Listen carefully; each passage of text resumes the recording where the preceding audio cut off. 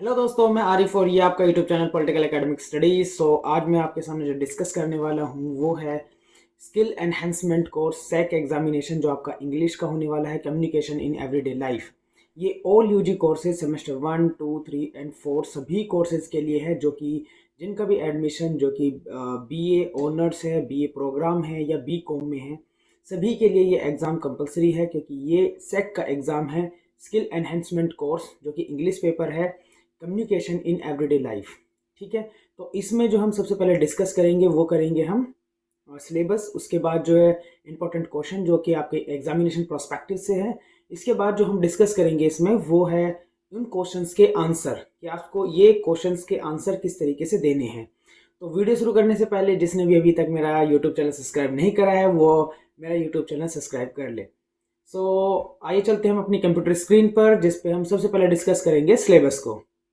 तो ये पेपर जो आपका है ये है skill enhancement course. Skill enhancement course जिसको हम सैक एग्जामिनेशन बोलते हैं, ये आपका इंग्लिश का है, जो कि कम्युनिकेशन इन एवरीडे लाइफ है। इसका जो सिलेबस है इसमें कुछ मेन ऑब्जेक्टिव है, लर्निंग ऑब्जेक्टिव्स है। तो इनको हम छोड़ देते हैं, हम सीधा आते हैं थियरी वाले पे, यानी कि जो आपका एग्जाम होगा थियरी वाला। थियरी वाले एग्जाम में आपकी 3 यूनिट है। यूनिट 1 जो कि थियरी ऑफ कम्युनिकेशन है, ये यूनिट 100% आएगी ही आएगी। थ्योरी ऑफ कम्युनिकेशन में सबसे पहले आपसे पूछा जा सकता है कि meaning, feature, use, cycle, feedback, advantage, barriers and 7 C of communications. This is the first unit and the second unit is regarding reading skill. So reading skill के अंदर close reading, skimming and screening। इसके बाद आपके पास आ जाती है unit 3। Unit 3 जो है वो है राइटिंग स्किल। इसमें आपसे समराइजिंग, पैराफ्राइजिंग, नोट मेकिंग, ऐसे एंड लेटर राइटिंग, और इसके अंदर जो आता है सबसे इंपॉर्टेंट चीज़ जो आती है वो आता है पैसेज। एक पैसेज आता है 20 मार्क्स का, वो आपको करना होता है। ठीक है, तो इसमें बेसिकली आपकी 3 यूनिट आने वाली है। जो नीचे जो यूनिट दी हुई है ना, ठीक है, वो प्रैक्टिस सेशंस है। ठीक है, जो प्रैक्टिकल्स आपके हुए हैं उनके रिगार्डिंग है ये। ठीक है, कि इसमें ओरल, वर्बल, ये वो बहुत सारी चीज़ें आएंगी, तो उनको हम छोड़ देते हैं, क्योंकि काफ़ी स्टूडेंट जो है इसमें कंफ्यूज हो जाते हैं कि सर उसमें 6 यूनिट दी हुई है, 3 यूनिट दी हुई है, 4 यूनिट दी है। उसमें कंफ्यूज होने की ज़रूरत नहीं है आपको, सीधे सीधे 3 यूनिट जो मैं बता रहा हूँ आपको, उन 3 यूनिट को आपको कर लेनी है। जो कि आपकी सबसे पहली है यूनिट है वो थियरी ऑफ कम्युनिकेशन है, जो रीडिंग स्किल है और आपकी राइटिंग स्किल है। तो आइए चलते हैं हम अपने इंपॉर्टेंट क्वेश्चंस के ऊपर, कि कौन कौन से क्वेश्चंस आपके आ सकते हैं। तो ये जो पेपर आपका कम्युनिकेशन इन एवरीडे लाइफ, ये ऑल यूजी कोर्सेज के लिए एप्लीकेबल है, जो कि सेमेस्टर 1, सेमेस्टर 2, सेमेस्टर 3, सेमेस्टर 4 के लिए एप्लीकेबल है। हो सकता है कि आपको ये सेमेस्टर 1 में मिला हो और किसी स्टूडेंट को ये सेमेस्टर 2 में मिला हो। तो इसी तरीके से ये सेमेस्टर 3 में जिसको मिला होगा वो सेमेस्टर 4 में। ठीक है, तो चारों सेमेस्टर में से आपको किसी एक सेमेस्टर के अंदर ये वाला पेपर पढ़ना है। कुछ ऑप्शंस है जैसे कि कम्युनिकेशन इन एवरीडे लाइफ है या कम्युनिकेशन इन फाइनेंस है। ठीक है, तो इस तरीके से काफ़ी सारे पेपर्स है। आपने जिसने भी ये कम्युनिकेशन इन एवरीडे लाइफ पढ़ क्वेश्चन लिया है, मतलब पेपर लिया है, उसको ये पेपर जो है किसी ना किसी एक सेमेस्टर में, जो first, second, third and fourth, किसी भी एक सेमेस्टर के अंदर पढ़ना होगा। तो इसकी जो क्लासिफिकेशन है, जैसे कि सबसे पहले हम देख लेते हैं कि कितने मार्क्स का आएगा। और ये सबसे ज़्यादा पूछा जाने वाला क्वेश्चन है कि सर कितने टाइम होता है, कितने मार्क्स का आएगा। तो ये आपका 80 मार्क्स का क्वेश्चन आएगा। ठीक है, क्वेश्चन पेपर होगा 80 मार्क्स का, और उसमें जो है 2 आवर, 2 घंटे का ये आपका एग्ज़ाम होगा। 3 घंटे का एग्ज़ाम आपका ये नहीं होगा। तो जब भी आप अपना आंसर लिखें तो इस चीज़ को ध्यान से देख ले कि जिस भी क्वेश्चन पेपर को आप कर रहे हैं वो आपका जो है टाइमिंग कितना है। ठीक है, तो इसमें कुछ इंस्ट्रक्शन है। सबसे पहले मैं इंस्ट्रक्शन बता देता हूँ आपको। तो फर्स्ट इंस्ट्रक्शन जो है, आपको सबसे पहले तो जो आपको क्वेश्चन पेपर मिलेगा उसके टॉप पे जो है अपने जो है एग्जामिनेशन रोल नंबर है उसको टॉप पे तुरंत लिख देना है, जैसे आपको क्वेश्चन पेपर मिलेगा। सेकंड ये है कि ये जो क्वेश्चन पेपर है, ये दिस क्वेश्चन पेपर जो है उसमें एक पार्ट होगा। ठीक है, एक पार्ट ही होगा, ऐसे नहीं होगा 2-3 पार्ट में नहीं होगा, एक ही पार्ट में ये पूरा आपका आंसर क्वेश्चन होगा। इसके बाद है candidate have any answer any 4 questions. आपको 4 क्वेश्चन अटेम्प्ट करने हैं, 6 क्वेश्चन आएंगे शायद। ठीक है, 6 क्वेश्चन आएंगे, 6 में से आपको 4 करने हैं। इसके बाद जो है आपका ऑल क्वेश्चन जो है कैरी 20 मार्क्स। 20 जो है मार्क्स का आपका एक क्वेश्चन होगा। ठीक है, तो सबसे पहले चलते हैं हम अपने फर्स्ट इंपॉर्टेंट क्वेश्चन के ऊपर, जिसके आने के चांसेस सबसे ज़्यादा बने होते हैं। ये क्वेश्चन जो है 3 से 4 तरीके से पूछा जा सकता है आपसे। तो सबसे पहले तरीके से पूछा जा सकता है कि व्हाट इज़ कम्युनिकेशन। तो आपको कम्युनिकेशन के बारे में बहुत इंपॉर्टेंट तरीके से पता होना चाहिए कि कम्युनिकेशन क्या होता है, कम्युनिकेशन वर्ड जो है वो ड्राइव कहाँ से हुआ है, कम्युनिकेशन में जो डेफिनेशंस है, डिफरेंट डिफरेंट थिंकर्स ने जो डेफिनेशंस दी, जिसका मैं आंसर जो आपको आगे बताऊंगा। ठीक है, इसी वीडियो के लास्ट में बताऊंगा कि आपको आंसर कैसे लिखना है। तो what is communication and give example for verbal and non verbal communication.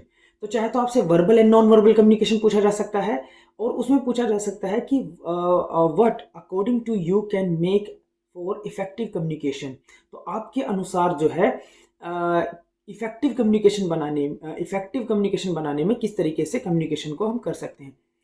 इसी क्वेश्चन को इस तरीके से पूछा जा सकता है कि what are the different between the formal and informal means of communication.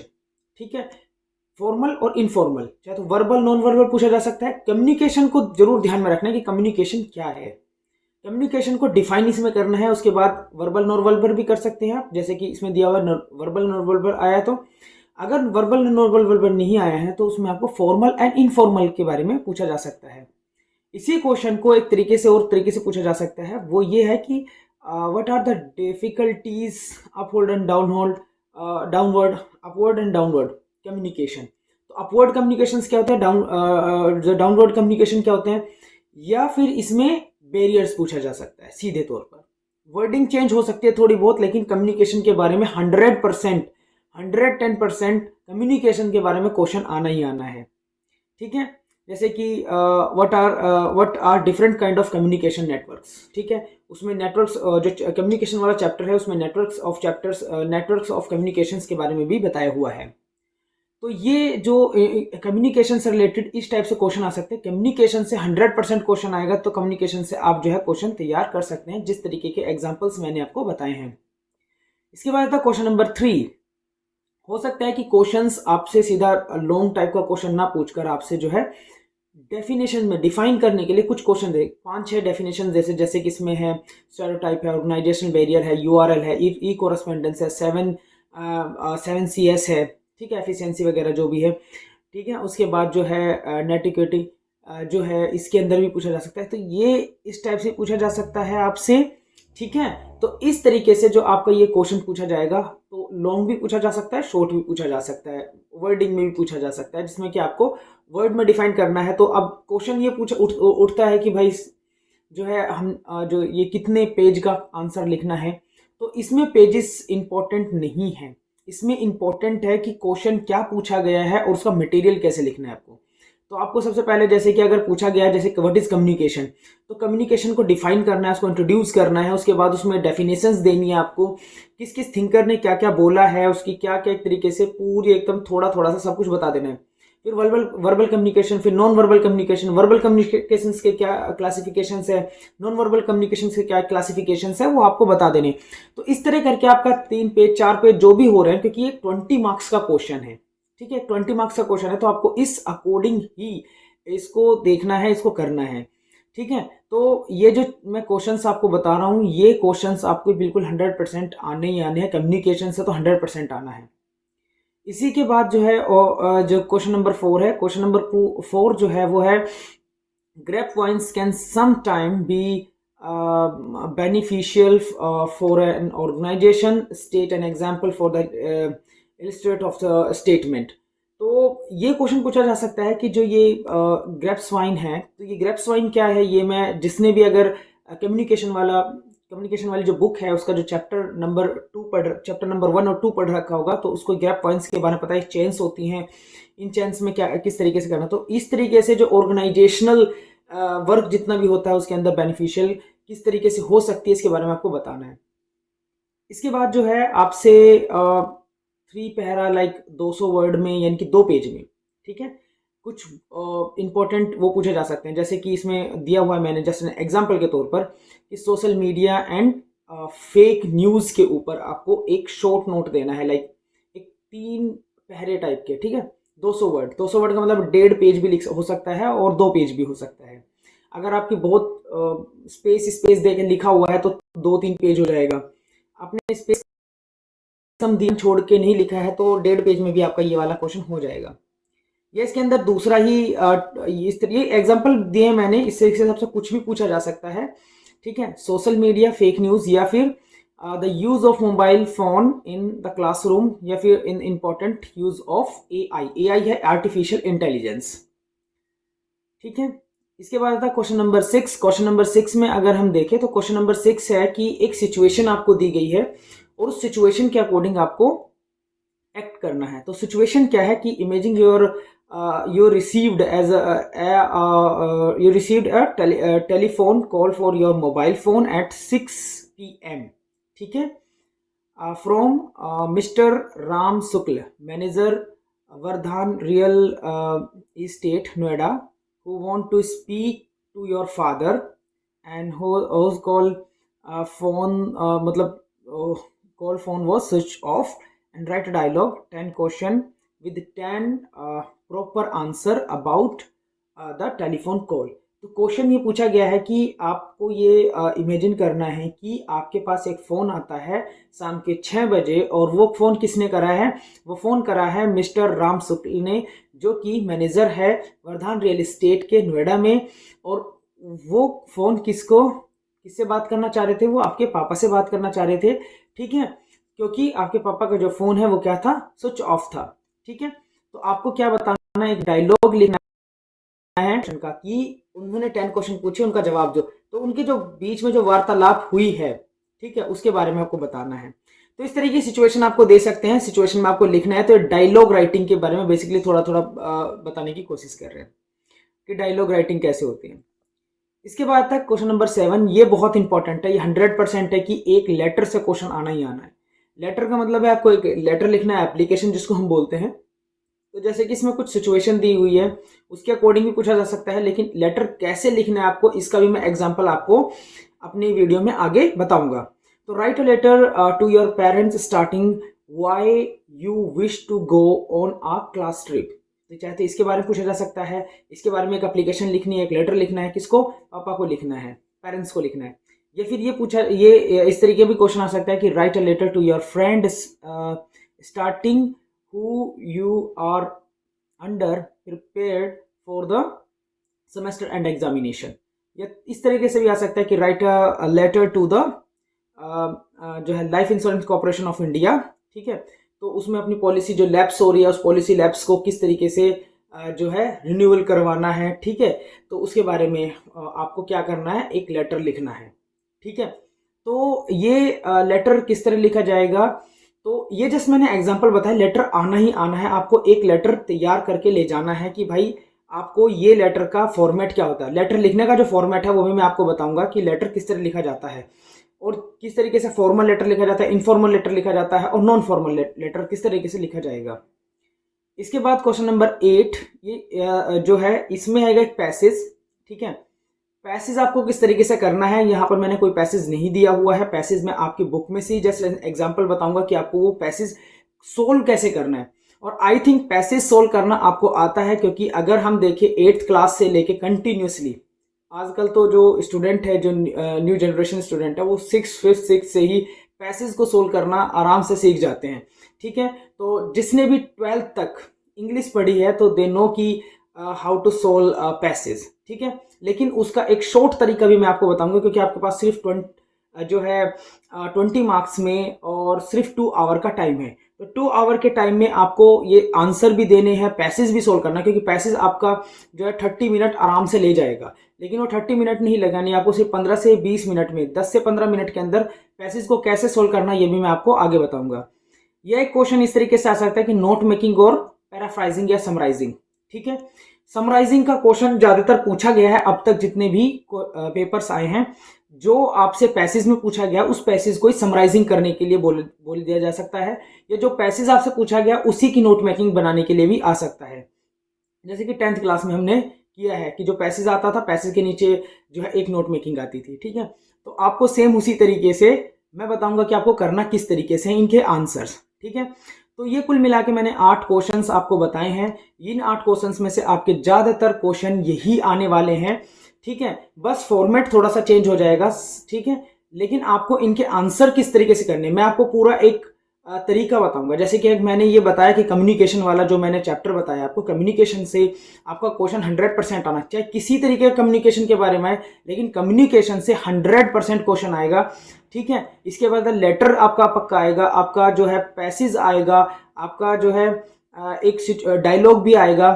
उसके बाद जो है नोट मेकिंग वगैरह इसके अंदर सिचुएशनली आ सकती है कि किस तरीके से आपको एक सिचुएशन में डालकर, ठीक है, आपसे डायलॉग लिखवाया जा सकता है। ठीक है, तो अब चलते हैं हम इनके आंसर्स की तरफ।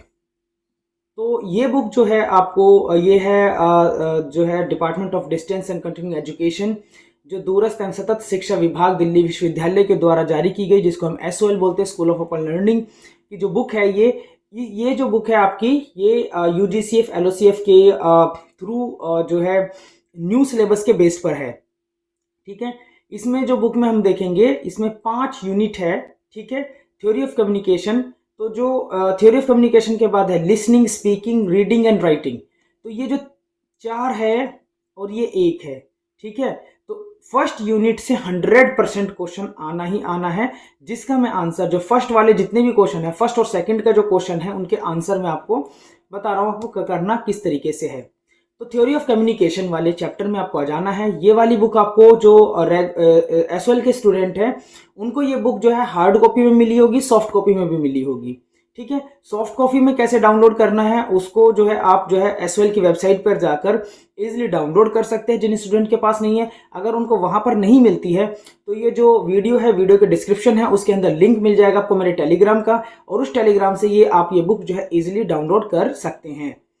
तो हम आते हैं अपने फर्स्ट क्वेश्चन के ऊपर। फर्स्ट क्वेश्चन जो हमारा था वो था what is communication and give an example for verbal and non verbal communication according to your an effective communication and what are the difference between the formal and informal means of communication. So यहाँ पर जैसे हम आएंगे तो सबसे पहले आपको what is communication introduction का बता देना, क्योंकि 20 मार्क्स का क्वेश्चन है। तो 20 मार्क्स के क्वेश्चन में आप अगर इंट्रोडक्शन दे देंगे तो ये बहुत अच्छा रहेगा कि भाई कम्युनिकेशन के बारे में आप क्या जानते हैं। तो आपको सीधा जैसे इसमें वर्डिंग लिखी हुई है, क्योंकि इंग्लिश का पेपर है, काफ़ी सारे जो स्टूडेंट है वो हिंदी मीडियम के स्टूडेंट है, वो इंग्लिश में ही इस पेपर को करना है। तो ये वर्डिंग ऐसे याद कर ले कि भाई what the word communication is use mean any actively. ठीक है, तो आपको जस्ट ऐसे याद करना है कि which educate information, emotions and feelings and convey from the other, कि अपनी भावनाओं को, अपनी चीज़ों को, अपनी इमोशंस को, अपनी फीलिंग्स को इन्फॉर्म करना किसी दूसरे को, यही क्या है, कम्युनिकेशन है। ठीक है, ये वर्ड जो है कहाँ से ड्राइव हुआ है, लैटिन वर्ड है कम्युनिकेट से। ठीक है, इसको उसका मतलब तो शेयर, ये वो। तो ये आपको बिल्कुल वर्डिंग याद कर लेनी कि कम्युनिकेशन क्या है। जैसे आप इसको देखेंगे, उसके बाद आप इसमें ये आने के बाद इसमें डिफाइनिंग आ जाएगा, इनके डेफिनेशंस आ जाएंगी। ठीक है, तो इसमें जो सबसे पहले इस वर्ड को किसने डिफाइन किया, ठीक है, फ्रैंक डेंस ने। ठीक है, इसके बाद इसमें 2-3 थिंकर्स हैं, उनके क्या क्या विचार रहे हैं कम्युनिकेशन को लेकर। ठीक है, इसके बाद जो है आपको प्रोसेस ऑफ कम्युनिकेशन के बारे में बता देना है। तो प्रोसेस ऑफ कम्युनिकेशन जो है, सबसे पहले प्रोसेस के कम्युनिकेशन के लिए सेंडर का होना, जिसको हम बोलते हैं एनकोडर। ठीक है, सेंडर का होना, एनकोडर का होना बहुत ज़रूरी है। एनकोडर जो है वो मैसेज देता है, मैसेज यानी कि ये आ गया सेंडर, सेंडर के बाद जो है मैसेज आएगा एनकोडरिंग। जो मैसेज है, मैसेज जो है वो रिसीव होगा किसको, डिकोडिंग। ठीक है, यानी कि आप इसके कम्युनिकेशन के अंदर 2 लोगों का होना बहुत ज़रूरी है। दोनों कौन कौन से, एक तो जो मैसेज भेज रहा है जिसको बोलते हैं हम सेंडर, और एक जो रिसीव कर रहा है। ठीक है, यानी कि जिस तरीके से मैं आपसे आपको ये वीडियो के जरिए आपको कुछ इन्फॉर्मेशन देने की कोशिश कर रहा हूँ, तो मैं एज अ सेंडर, ठीक है, आप इसको जो है रिसीव कर रहे हैं, आप रिसीवर होंगे, डिकोडर। ठीक है, उसके बाद जो है ये फीडबैक। तो ये पूरा का पूरा जो है कम्युनिकेशन इन्वायरमेंट है। ठीक है, तो ये जो थ्रू पर्टिकुलर चैनल भी हो सकता है, जैसे कि मीडियम, किस मीडियम चैनल के थ्रू हो रहा है, किस मीडियम के थ्रू हो रहा है। ठीक है, तो आपको जो है ये प्रोसेस, ये जो टेबल मैंने आपको दिखाई है, ये आपको अगर ऐसे ही याद हो गई तो आप इसके बारे में इजीली अपने वर्डिंग्स में लिख सकते हैं।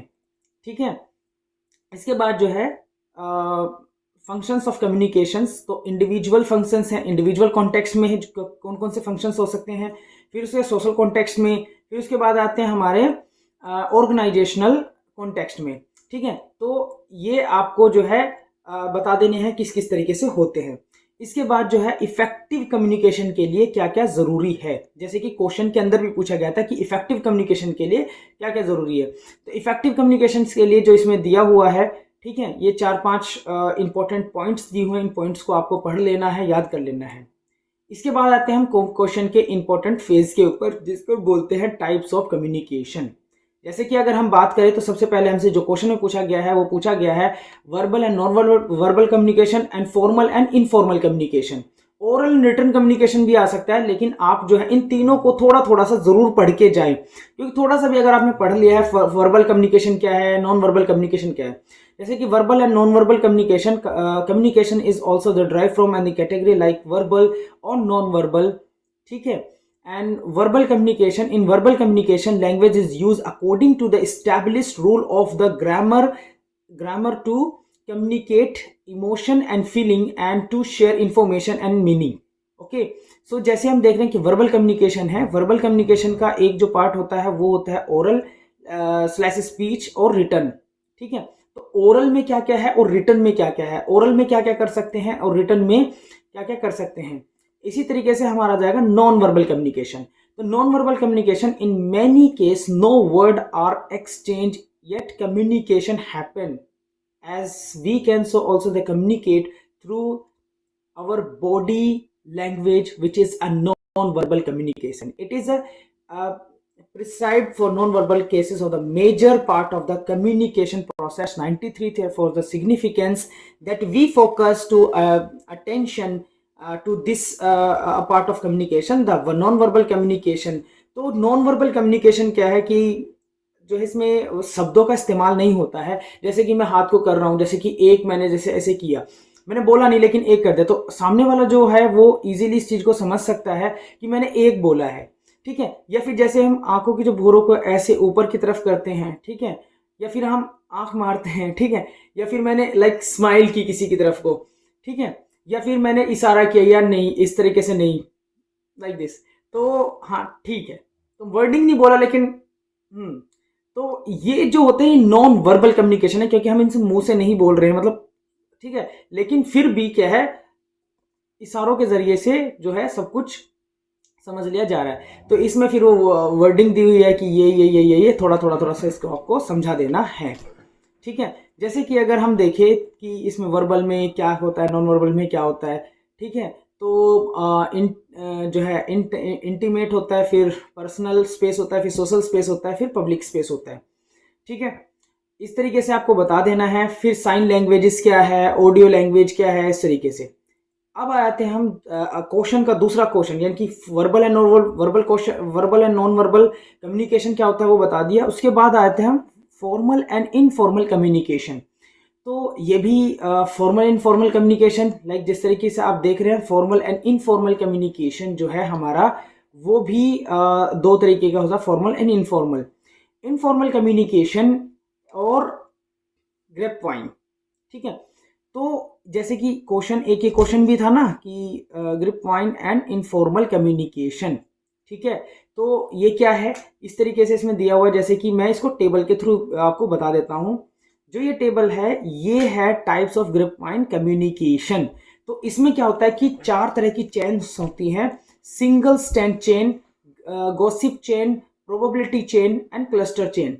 सो आप नीचे वाली स्ट्रक्चर में देखेंगे तो सिंगल चेन का मतलब होता है A transfer to B, transfer to C, transfer to D, transfer to, ये कंटिन्यूएशन चलता रहता है कि ए का जो संदेश है या ए का जो मैसेज है वो बी को फॉरवर्ड हुआ, बी का सी को हुआ, सी का डी को हुआ, डी को इसका।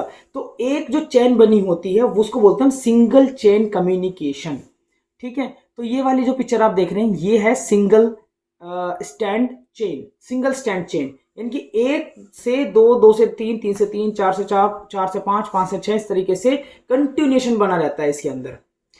सेकंड होता है गॉसिप वाला। गॉसिप वाला जो है आप नीचे देख रहे हैं ये है गॉसिप वाला।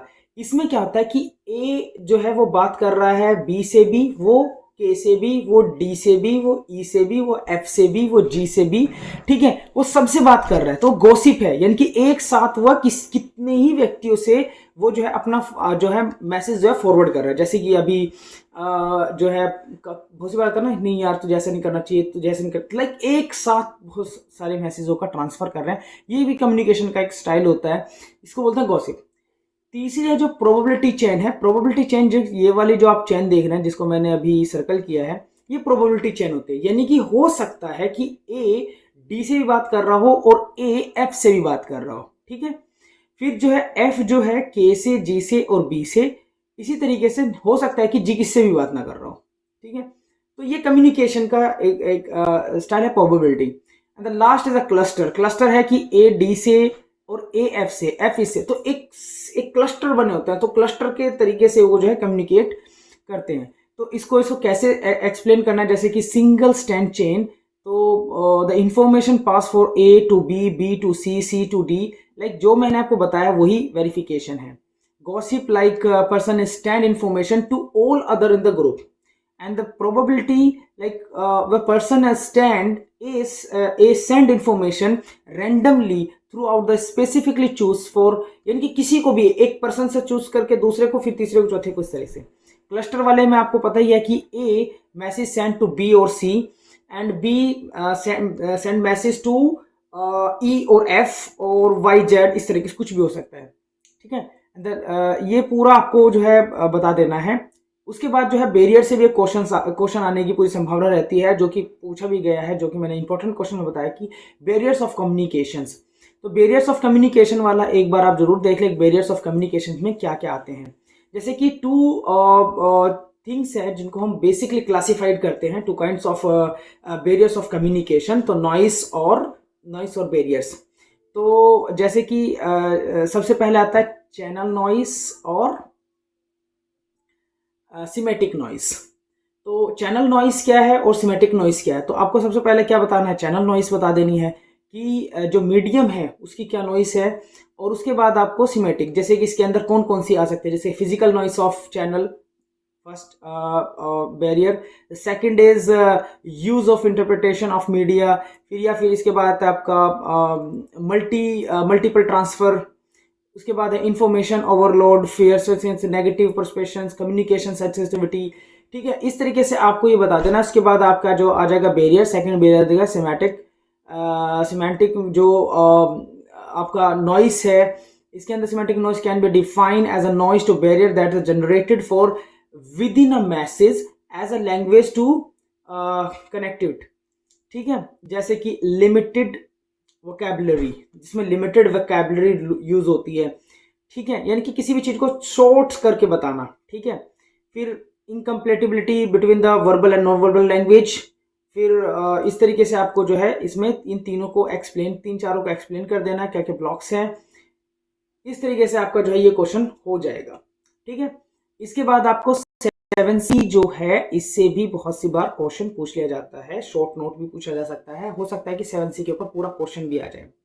तो 7C जो है इफेक्टिव कम्युनिकेशन के लिए पूछा जाता है कि इफेक्टिव कम्युनिकेशन को इफेक्टिव बनाने के लिए 7C's क्या है। जैसे कंप्लीटनेस होना चाहिए, कंसिस्टेंस होना चाहिए, कंसिडरेशन होना चाहिए, कंसिडरेशन, क्लियरिटी, करेक्टनेस, और करेक्टनेस। तो ये जो कि 7C's हैं, इनको आपको थोड़ा थोड़ा सा आपको डिफाइन कर देना है। इस तरीके से आपका जो है ये 7C वाला भी चैप्टर हो जाएगा। इसके बाद जो आपसे पूछा जाता है क्वेश्चन की ये वाला जो ये वाला, ठीक है, तो इसका आंसर आपका इसमें दे सकते हैं। इस क्वेश्चन में अब हम चलते हैं अपने सबसे पहले चलेंगे हम पैसेज को कैसे सोल्व करना है आपको। तो पैसेज को जो है आप इस तरीके से सोल्व कर सकते हैं। तो हम सबसे चलते हैं, जो आपकी बुक में पैसेज दिया हुआ है, आप अपने एक्सरसाइज के थ्रू उसको देख सकते हैं। तो टोटल 52 पेज नंबर पे आपको ये पैसेज मिल जाएगा कि पैसेज ये वाला जो पैसेज है आपको 48 पेज नंबर 48। तो पेज नंबर 48 में अगर आप देखेंगे कि जो है आपको पैसेज दिया हुआ है कि पैसेज किस तरह करना है, आपको कितने क्वेश्चन आएंगे, हो सकता है 10 क्वेश्चन आए, हो सकता है 5 क्वेश्चन आए, हो सकता है 8, कितने भी आ सकते हैं, उनको फिर सेम क्लासिफाइड करके दिया हुआ है। तो इसमें क्या है कि एक पैसेज दिया हुआ है, आपको पैसेज करने का तरीका क्या है। तो पैसेज करने के दो तरीके जो कि कॉमनली जो है बहुत इजीली यूज किए जाते हैं सभी स्टूडेंट्स के बीच में। तो वो होता क्या है कि सीधा पहले पैसेज पढ़ते हैं, और ये पैसेज आपका आएगा कम से कम 2 पेज का पैसेज आएगा। तो अराउंड है आपको 5 से 10 मिनट तो जो है पैसेज पढ़ने में निकल ही जाएंगे। फिर उसके बाद जो है आप जो है क्या करेंगे, फिर ये जो क्वेश्चंस दिए होते हैं इन क्वेश्चंस को आप पढ़ेंगे। इसके बाद इन क्वेश्चंस का आंसर देने की कोशिश, फिर वापस से उस पैसेज को पढ़ेंगे। तो इसमें तो टाइम बहुत ज़्यादा लग जाने वाला है। ठीक है, तो आपको करना क्या है, आपको करना ये है पैसेज सोल्व करने के लिए कि सबसे पहले आपको क्वेश्चंस पे आ जाना है और क्वेश्चंस को एक बार आपको अच्छे से पढ़ लेना है। ठीक है, सारे क्वेश्चंस को आपको एक बार अच्छे से पढ़ लेना है कि क्वेश्चंस आपसे क्या क्या पूछे गए हैं। ठीक है, अब आप जो है अपना पैसेज पढ़ना स्टार्ट करें। पेंसिल अपने साथ में रखिए। पेंसिल इसलिए रखें क्योंकि बहुत सी बार क्या है एग्जामिनेशन के अंदर ना पेन का क्वेश्चन पेपर पे यूज करने को मना करते हैं कि क्वेश्चन पेपर कुछ लिखो मत ना। ठीक है, तो इसलिए पेंसिल का यूज करो, बाद में मिटा भी सकते हैं अगर कोई बोलते हैं। ठीक है, तो अब जैसे कि आपने नीचे जो क्वेश्चन पढ़ा, अब आप जो है ऊपर अपना जो है पैसेज पढ़ना स्टार्ट कर रहे हैं। जहां पर आपको वो वर्डिंग, वो चीज, वो बात मिले उसको अंडरलाइन करते जाओ और अपना आंसर लिखते चले जाओ। ठीक है, इसमें एक चीज दी हुई है, वो मैं शुरुआत में आपको बता दूं कि इसमें कहा कि as far as possible in your own words.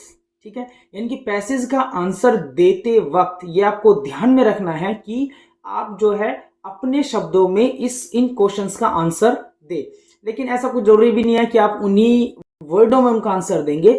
आपको जो पैसेज में भी जो आंसर मिल रहे हैं, रिलेटेड आंसर मिल रहे हैं, वो भी उठा के वहां से, जैसे कि आपको ये आंसर यहाँ से लेके my mother has take me a holiday on worship holy, ये लाइक पूरा यहाँ से लेकर और यहाँ तक आपको जो है इसका ये आंसर मिल रहा है कि मेरी मम्मी ने जो है मेरा सपना ये पूरा करने के लिए यहाँ ले गई इस जगह पर।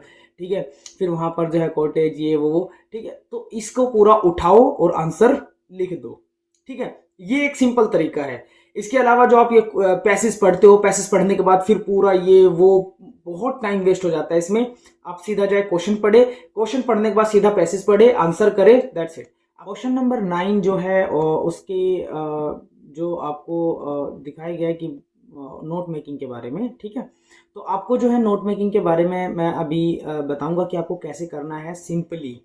ठीक है, ज़्यादा आपको टेंशन लेने वाली ज़रूरत नहीं है। आप इजीली नोट मेकिंग कैसे कर सकते हैं, अगर नोट मेकिंग आया भी तो ये समराइजिंग कैसे करनी है आपको।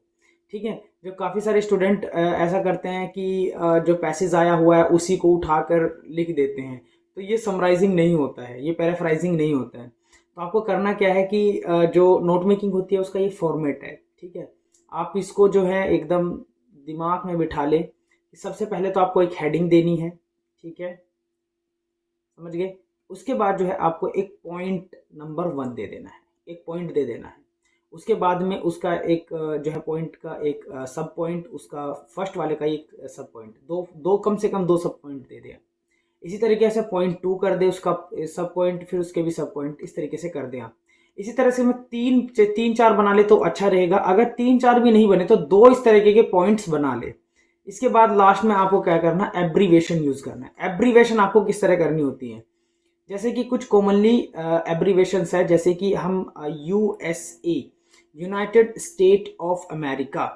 ठीक है, उसके बाद UK, यूनाइटेड किंगडम है, USSR है, WB है, वर्ल्ड बैंक, UP है यानी कि उत्तर प्रदेश। तो इनको आप इसी तरीके से यूज कर सकते हैं। लेकिन कुछ वर्ड होते हैं जैसे कि साइंस, तो SCI हम यूज करते हैं।